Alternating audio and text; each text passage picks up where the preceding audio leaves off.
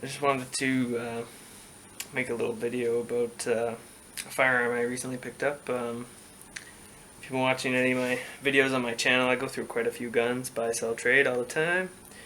That allows me to get experience with a lot of different platforms and see what I like and don't like, and hopefully I'll end up with a gun that is the one for me someday. So recently I just picked up an Alberta Tactical Rifle Supply Modern Hunter. So you might be looking at it and thinking, well, it looks a lot like an AR-10. Well, yeah, it looks like one, but apart from looks, it's quite a different firearm. So they designed this firearm in-house. It does use some AR-10 parts, but it's quite a bit different, and I'll explain why. So this rifle in particular, this one is chambered in 7mm Mod 8 Remington. It's chambered in essentially all the 308 parent cartridge chamberings. Whatever you want essentially is offered by ATRS. So I just picked this one up in 7mm Mod 8, and I'm learning a new caliber because I'm used to 308. So I might rebarrel this to 308 down the road. But anyways, so you'll notice that it's compatible with AR-10 style stocks, AR-15 grips, and AR-10 handguards. This is a direct impingement rifle, and that's essentially what it has in common with the AR line of rifles, but it's quite a bit different internally. So, what is different internally? Well, it does take an AR-10 style bolt, but it's been modified to work with this rifle, and I'll explain how it's been modified. It takes the buffer system of an AR-10, but the upper and lower, you'll notice, are different. The shape of the upper and lower is different. It is not compatible with any AR style firearms, and you cannot modify it to be compatible. The upper and the lower mate together with, there's a trunnion right around here in the receiver, and then there's one takedown pin in the front here. Now that trunnion takes all the play out of the upper and lower, so it's pretty much feels like a monolithic piece, which is really great. The quality on this firearm is just beautiful. It's a beautiful firearm. I really like the Canada written on the side of it. It's pretty awesome. Anyways, so let's get into this firearm. So I've shot this firearm a little bit. These are meant to be precision rifles built by ATRS. I managed to get one 3-round group at sub-MOA. I didn't really measure it, but it was about the size of the tip of my index finger. And so that was awesome. I've only taken it to the range once, so I have a lot to go. I only did that with a 3-power sight, so I think once I slap my 6.5 to 20 on there, I'll be able to get some more consistent and probably better groups. You might be wondering why I have this 3-time sight on there. It's because I'm using it for hunting right now, and there's just an easy sight to slap on there, and 3 power is actually really good for hunting. So, or at least in my opinion it is. So I'm going to go around through the features of this rifle. This rifle has a Magpul PRS stock, Magpul grip, and a Fortis quick detach handguard on it. It's got a heavy profile barrel. Right now I want to change it to probably medium profile just so it's not as hefty.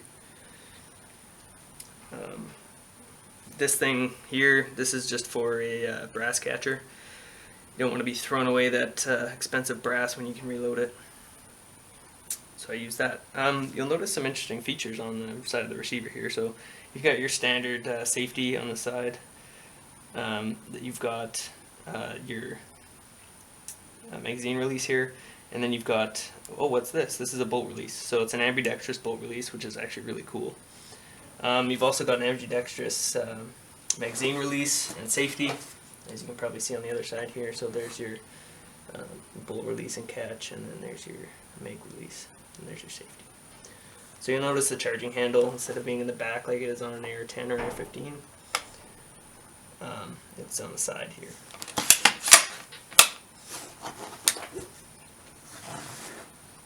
So you'll notice the dust cover just popped open, and now you can see the DPMS bolt that is in there.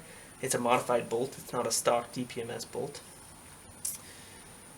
Since I've gotten past all the cosmetic features, I'll start getting into the internals, so we'll probably strip this rifle down here. So, in order to disassemble this firearm, you take it off safety. So it's off safety here, and you're going to want to check that it's empty. So firing back, check, empty. That's nice. So pull the trigger, and if trigger does have to be depressed, the firing pin has to be forward and the hammer has to be up for you to be able to disassemble this firearm. So I was able to do this without any tools a minute ago, so I'm going to try to get this pin out again. So you've got your takedown pin here, and I'm just going to talk while I'm pushing it out. I took this rifle hunting for the first time yesterday, and it handled really nice. Despite its heft, actually, it was pretty easy to walk around with. I didn't get anything, but hopefully she'll take down some animals in the future here. Hence the name Modern Hunter, designed for the modern hunter in mind. So, let's get this pulled out.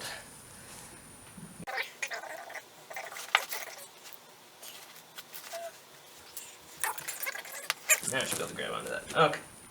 So, takedown pins out. You notice the receiver just slided forward. You're going to want to slide that upper receiver forward a little bit for disassembly. So you slide it forward, bring it up. You'll notice this piece here. Oh, that's interesting. Different than the AR-10. Well, what this is, this piece locks onto a trunnion in the lower here. So it slides on there, and it's so precise that the oil on this will essentially create like a suction, and the upper and lower receivers will have zero play in them, which is really awesome. I love that part in the design. So you've got a standard AR-10 trigger group in here. I believe this is a Timney that's in there right now. And then you've got your standard buffer tube. You can get, as fancy as you want with all the different parts that are available. And I'll bring the bolt out here so you can take a look at that. So we've got a fairly standard DPMS bolt, except right here where you have a piece machined out, a little section machined out, and that's for the charging handle to lock on there so you can pull the bolt back. So that's nice. This is any parts that break you can replace with standard AR-10 parts, which is nice, besides the upper and lower and a few other things.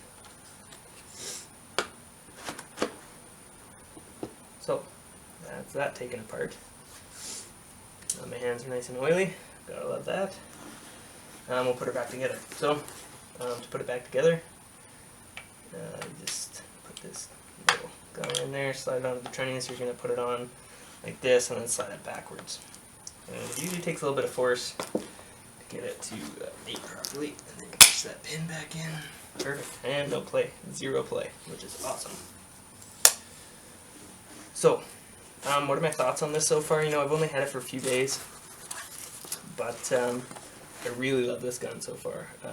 You might have seen my other video where I said, I chose the XCRM for my kind of do-everything rifle. And, it's a great gun, but I had some trouble getting it to group properly. And I ended up selling it, and in the end, the reason it wasn't grouping properly was actually my fault on my end. So, basically, when I was reloading cartridges, I wasn't crimping them consistently, so I was getting varying velocities, and so it was all over the place. So that was my fault. So I know the XRMs are actually pretty accurate. This rifle is designed to be sub-MOA. I have yet to do some consistent groups sub-MOA, but I need to put a better optic on it and get out to the range more and do some load development and stuff. So I'm hoping this will end up being my do-everything rifle. And that'd be great, because I really like the workmanship on this, and the fact that it's Canadian firearms. You're supporting the Canadian economy, which is good, and it takes a lot of AR parts, which is nice, just for replacement if they break and stuff. So yeah, I'm hopefully going to add some video of me at the range on this, and we'll do a little bit of a kind of range report afterwards with the accuracy and how I've come with this rifle. So hopefully you'll see that in the future. I'll probably just update this video and change it. So hope you enjoyed that. And thanks for watching. Have fun shooting.